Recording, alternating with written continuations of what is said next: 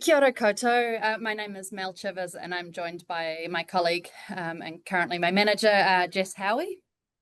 So we are talking today about some resources that our colleagues, Ammon, Apiata and Marissa Cassin created. So we can't take the credit. We're really just showcasing the work that they have worked really hard on and that we're really proud of. So that is a set of resources that are designed to help creators of non-traditional research outputs to evidence their research impact.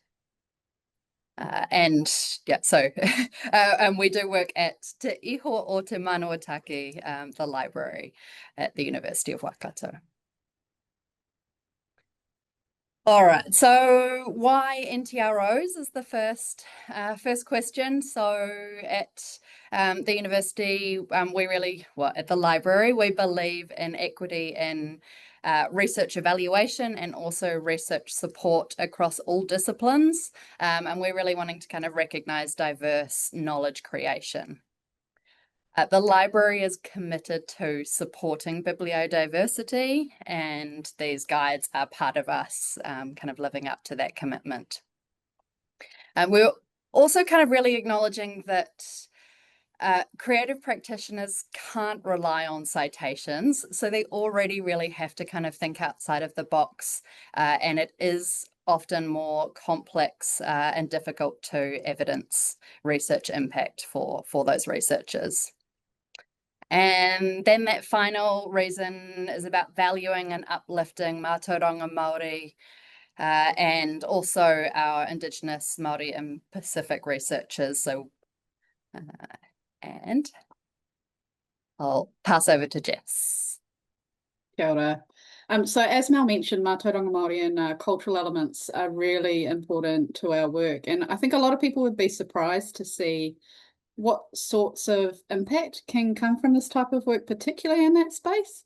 So we do have a really great webpage, which we'll link to at the end, which has a very long list. We've taken just a very small sample here. But I wanted to highlight in particular things like the impact of hui a iwi, so whai kōrero, speeches on marae, tāmoko, tattooing, right through to things like, publishing music, theatre, museums, exhibitions is a really, really big one. So I thought it was important to just make a point because these play a really important role in the advancement of knowledge across a really wide range of the disciplines, much more so than I think most people would assume. If we can go to the next slide now. So just to talk very briefly about our process, the first thing was to see what's already out there. We previously had a very brief online page around the impact, how impact could be demonstrated for NTROs, and it was one of our most highly used pages. And it didn't take long for us to realise that there wasn't a huge amount out there in the space. So clearly there was quite a lot of demand, but it was important for us to create this from the ground up in partnership with our creative practitioners. And actually, the first thing we learned is that the term non-traditional research output itself can be problematic for some of these practitioners by the very virtue that it's othering right from the very start. So we're thinking really hard about what words we use to describe these things. But they were generous with their time. They worked very closely with us. They gave us a lot of feedback. And so it was a very iterative process. But we're going to continue to develop these. We know that we've got a gap in the Pacific knowledges sort of area, and there's clearly demand for more in this space. Pass back to Mel. All right, so the guides themselves, so currently we have 4 guides. The text is probably too small for you to read there, but there's recordings, exhibition and performances, Mātauranga Māori, and creative writing and composition. And I will hopefully very quickly go in. Is it going to work? I might have to switch slides. Can you see that, Jess? That's great. Okay, so all of the guides are kind of set up in the same way. They start off with a bit of a blurb to kind of get people starting to think about it. And then we come down to some of the key metadata that people would need to have to describe their outputs, and some key files that they would need to make sure that they keep and hold on to. Because of course, by the time, especially when so New Zealand, like Australia, our research exercise is currently paused. So it can be a really long time before you need to kind of be proving the output.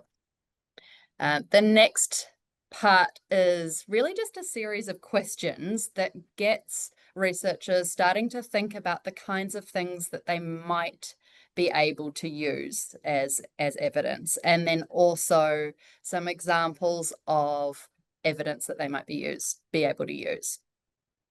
So kind of pause a little bit to let you read a few. And then down at the bottom, really important is some guidance around how staff can, first of all, record. So Iris is our research management system, but also we really have a big push in our collection development policy for our institutional repository is kind of expanding with a real emphasis on getting non-traditional outputs into Research Commons. All right, well, try and come back to the slides and move on to the next slide for you, Jess. So very, very briefly, because I'm realizing we're short of time. So because of this, we've got some more acknowledgement for the diversity of practice that we see and the ability for people to show their impact better. This aligns really well with our commitment as a Tiriti partner and our engagement with kaupapa Māori research outputs. It will help us in research exercises, hopefully that will be coming. And actually this is shaping the very character of our institutional repository, which is focused more and more on where being open makes a difference. So this sort of area. The next slide, Mel. Very briefly, a couple of challenges. We are still struggling to raise awareness despite the demand in this place. Metadata is a challenge. We have to configure our systems very carefully. And obviously, there are some disciplines who just don't realize what's going on in the space. So we still have work to do. And that is us. If you move to the last slide, we've got a QR code which links to those guides and you can have a look for yourself. Thank you very much.